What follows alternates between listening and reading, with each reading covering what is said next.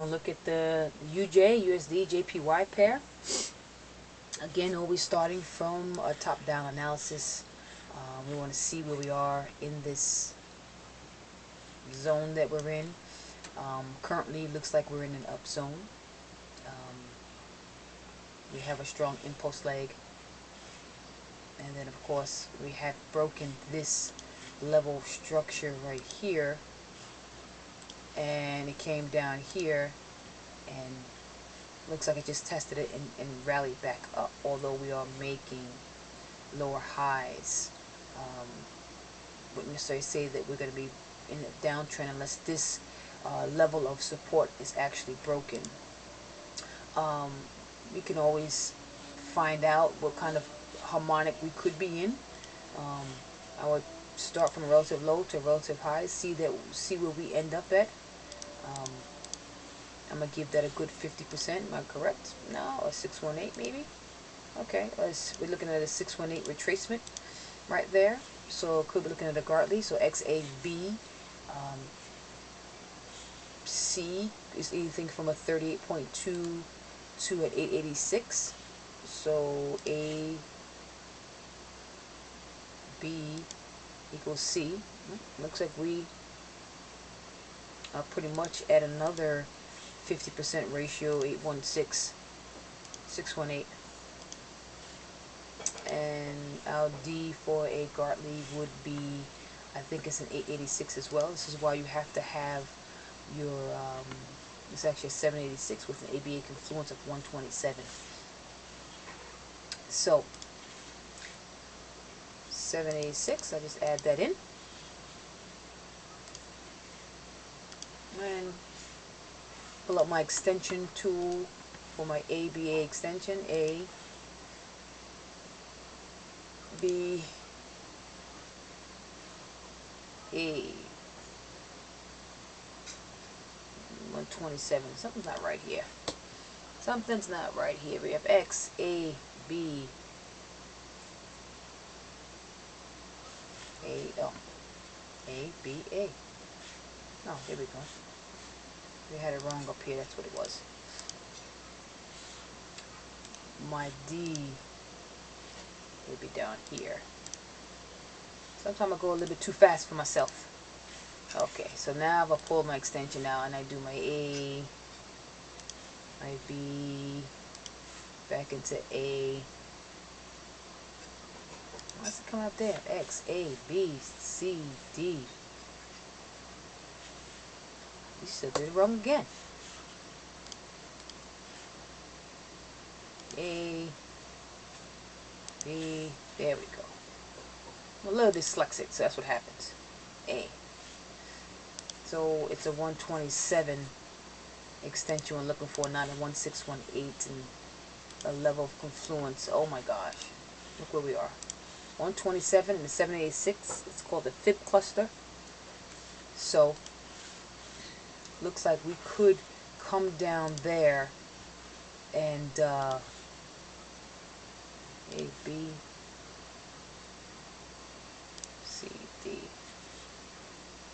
We could come down here and rally up.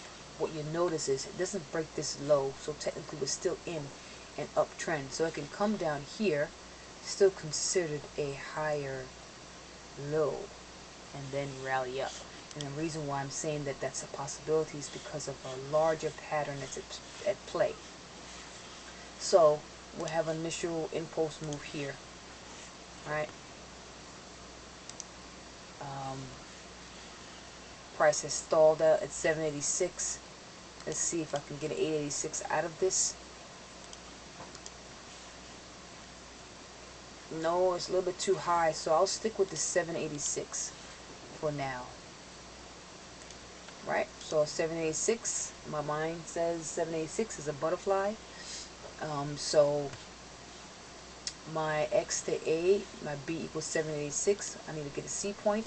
So my A to B will fall,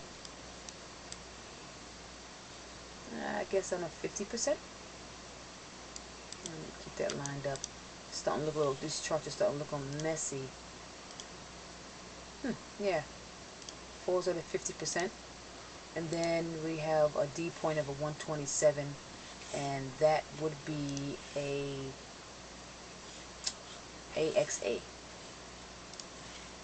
And I will just simply go A X A. And that's my 127. So this pattern will look like this. X A B. It stopped at 50, right? C D. And we can change this color so that way you can see that it's two different patterns. Okay? Now, being that this pattern here still has room to come to the downside, so even though I have it at a 50, it very well could end up being, and let's see, at the 618. Actually, more of a 707.